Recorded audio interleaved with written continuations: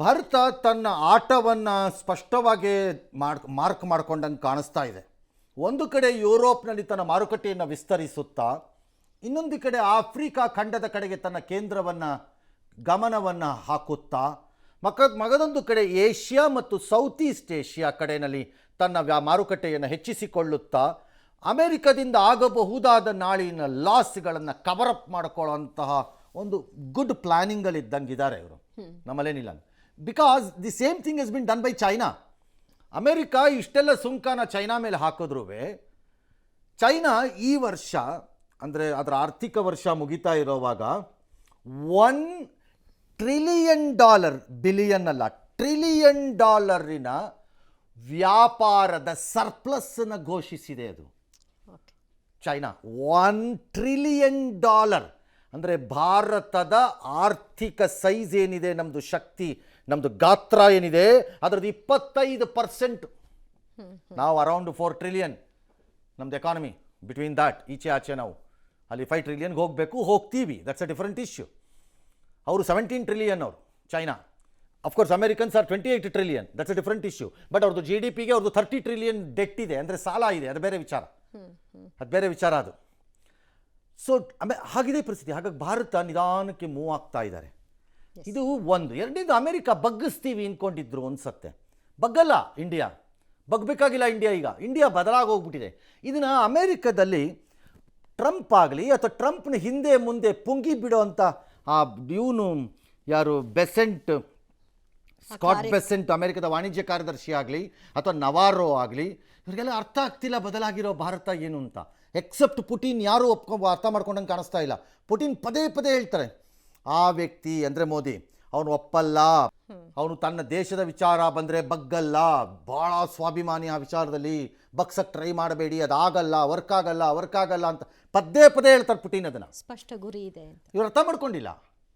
C, that is why country. ಯಾಕೆ Bharat again ರಫ್ತು ಆಧಾರಿತ ದೇಶವಲ್ಲ, ಆಂತರಿಕ ಕನ್ಸಂಪ್ಷನ್. ಅವತ್ತೂ ಹೇಳ್ತಾ ಇದ್ದೆ, ನಮ್ಮಲ್ಲಿ ಉತ್ಪಾದನೆಯಾಗುವುದನ್ನು ನಾವೇ ಬಳಸಿಕೊಳ್ಳುವಂತಹ, ಗ್ರಾಹಕರಾಗಿ ಬಳಸಿಕೊಳ್ಳುವಂತಹ ಡೊಮೆಸ್ಟಿಕ್ ಕನ್ಸಂಪ್ಷನ್ ಕತೆ. Take Europe. ಯಾಕೆ ಯುರೋಪ್ ಬಂದಿದ್ದಾರೆ ಇವತ್ತು? 27 ದೇಶಗಳು ಭಾರತದ ಮುಂದೆ ಗುಂಪಾಗಿ ಬಂದು ನಿಮ್ಮ ಜೊತೆ ನಾವು ಸೈನ್ ಹಾಕಬೇಕು ಅಂತ ಬಂದಿದ್ದಾರೆ. ಅಂದರೆ ಅರ್ಥ ಏನು? ಭಾರತಕ್ಕೂ ಆ ಶಕ್ತಿ ಇದೆ ಅಂತಲೇ ಅರ್ಥ. ಇಲ್ಲಿ ಯಾರು ಯಾಕೆ ಬರ್ತಾರೆ? ಅದನ್ನು ಗುರುತಿಸ್ಕೊಂಡು ಈಗ ಅಮೆರಿಕ ಹೇಳ್ತಿರೋದು ಸರಿ ಇದೆ ಆ ಅರ್ಥದಲ್ಲಿ ಹೇಳಬೇಕು ಅಂದರೆ.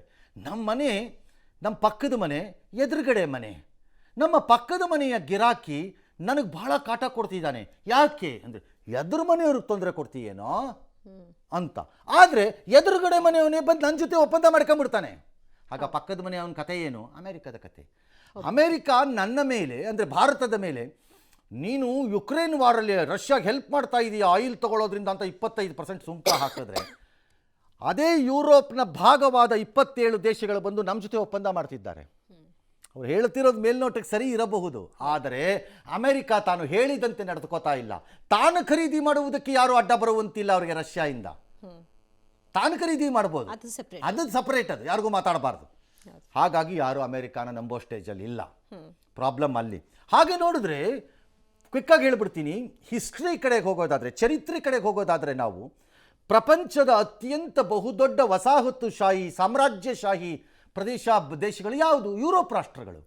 ಡಚ್ಚರನ್ನು ತಗೊಳ್ಳಿ, ಪೋರ್ಚುಗೀಸರನ್ನ ತಗೊಳ್ಳಿ, ಫ್ರೆಂಚರನ್ನ ತಗೊಳ್ಳಿ, ಆಂಗ್ಲರನ್ನ ತಗೊಳ್ಳಿ, ಎಲ್ಲರೂ ನಮ್ಮ ದೇಶವನ್ನು ಕಬ್ಜಾ ಮಾಡಿದವರು. ಆಫ್ರಿಕಾ ಉಪಖಂಡಗಳನ್ನು ಕಬ್ಜಾ ಮಾಡಿದವರು, ಅಮೆರಿಕವನ್ನು ಕಬ್ಜಾ ಮಾಡಿದವರು, ಚೈನಾನ ಕಬ್ಜಾ ಮಾಡಿದವರು ಯಾರು? ಯುರೋಪ್ನವರು. ಆ ಜನ ಇವತ್ತು ನಮ್ಮ ಹತ್ರಕ್ಕೆ ವಾಪಸ್ ಬಂದು ಒಪ್ಪಂದ ಮಾಡ್ಕೊಳ್ಳೋಣ ಅಂತಿದ್ದಾರೆ. ಒಂದು ಎಚ್ಚರಿಕೆ, ಸುಮ್ಮನೆ ಹಿಸ್ಟ್ರಿ ಪುಟದಿಂದ ನೋಡೋಕ್ಕೆ, ಮಜಾ ನೋಡೋಕ್ಕೆ ಅಷ್ಟೇ. ಅವತ್ತು ಆಂಗ್ಲರು ಹೀಗೆ ಬಂದಿದ್ದು, ಏನೋ 4-6 ಮೆಣಸಿನಕಾಳನ್ನು ಮಾರ್ಕೊಂಡು ಬದುಕೋತೀವಿ, ಬಿಟ್ಕೊಟ್ಬಿಡಿ ನಮಗೆ ಏಲಕ್ಕಿ ಮೆಣಸಿನಕಾಳು ಅಂತ. ಮಸಾಲೆ ಪದಾರ್ಥ. ಇವತ್ತು ಹಂಗೆ ನಡೆಯಲ್ಲ. ಇವತ್ತು ಏಲಕ್ಕಿ ಮೆಣಸಿನಕಾಳು ಮಾಡ್ಕೊಂಡು ಇದ್ಬಿಡ್ತೀವಿ ಅಂತ ಒಳಗೆ ಬಂದ್ಬಿಡೋಕ್ಕಾಗಲ್ಲ ಅವ್ರ ಕೈಯಲ್ಲಿ. They know it and we know it. That is today's India. ಅದು ಇವತ್ತಿನ ಭಾರತ.